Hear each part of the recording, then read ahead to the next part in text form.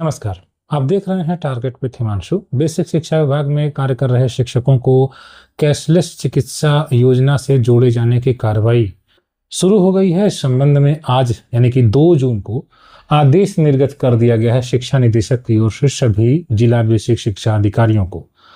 वास्तव में उस उद्देश्य क्या है उस आदेश का और आने वाले समय में कब तक ये वास्तव में आपको इसका लाभ मिल पाएगा, हम इस वीडियो में इसी विषय पर चर्चा करने वाले हैं। क्योंकि आज एक महत्वपूर्ण आदेश शिक्षा निदेशक बेसिक की ओर से सभी जिला बेसिक शिक्षा अधिकारियों को लिखा गया है, इसलिए आज यह एक चर्चा का विषय है कि कब शिक्षकों को एवं अन्य जो कर्मचारी हैं, कस्तूरबा गांधी विद्यालय में कार्य कर रहे जो वार्डन हैं, अन्य कर्मचारी और शिक्षक, शिक्षा मित्र इत्यादि, उन सभी को कैशलेस जो चिकित्सा है जो माननीय मुख्यमंत्री की घोषणा के बाद क्रियान्वित की जा रही है, उसे कब तक जमीन पर लागू कर दिया जाएगा।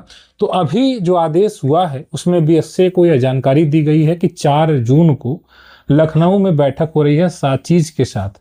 ध्यान दीजिएगा, यह वही संस्था है जिसके द्वारा आपको ये योजना का क्रियान्वयन होने जा रहा है। आपके लिए जो कैशलेस योजना है सरकार की, उत्तर प्रदेश सरकार की, यह ध्यान दीजिएगा आपके प्रधानमंत्री द्वारा जो योजना चलाई जा रही है उससे इसका अलग मतलब रिलेशन है, ये उससे मतलब नहीं है, ये राज्य सरकार इसका खर्च वहन करती है, इसलिए आप इसको प्रधानमंत्री की योजना से नहीं जोड़ेंगे। अब इसमें हम ध्यान दीजिएगा कि सभी जो बीएसए हैं उनको यह निर्देश दिया गया कि अपने यहाँ से एक नोडल को नामित करें और उस नोडल को 4 जून को लखनऊ में भेजना है। ठीक है, 4 जून को जो नोडल हैं हर जिले में वह लखनऊ में मतलब उनको भेजा जाएगा। साचीज के साथ जो मीटिंग होनी है उसमें उनको जानकारी दी जाएगी और उसके बाद जो नोडल हैं उन्हें 30 जून तक सभी जानकारियां साचीज को देनी है।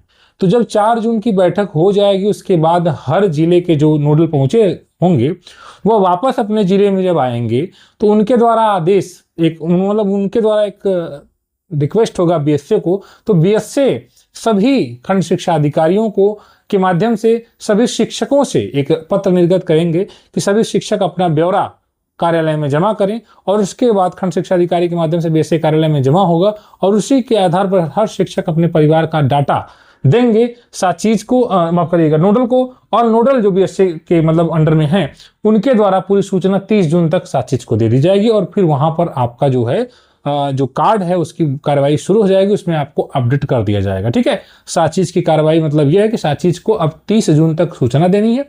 तो हो सकता है कि 10, 15, 20 जून तक आपसे आपका डाटा मांग लिया जाए और इनके बाद आपका डाटा कंप्लीट करके इनको फिर ये साचीज को भेज देंगे। यह हर साल होने वाली प्रक्रिया है क्योंकि सदस्य बढ़ भी सकते हैं, सदस्य घट भी सकते हैं। मान लीजिए कोई नया सदस्य आता है तो अब इसमें यह फैसिलिटी है कि 30 जून को तक उसको आप अगले साल फिर ऐड करवाएंगे, या मान लीजिए किसी की डेथ वगैरह हो जाती है तो फिर उसको हटाया जाता है। तो दोनों ही प्रक्रियाओं में इस प्रकार से पालन होना है।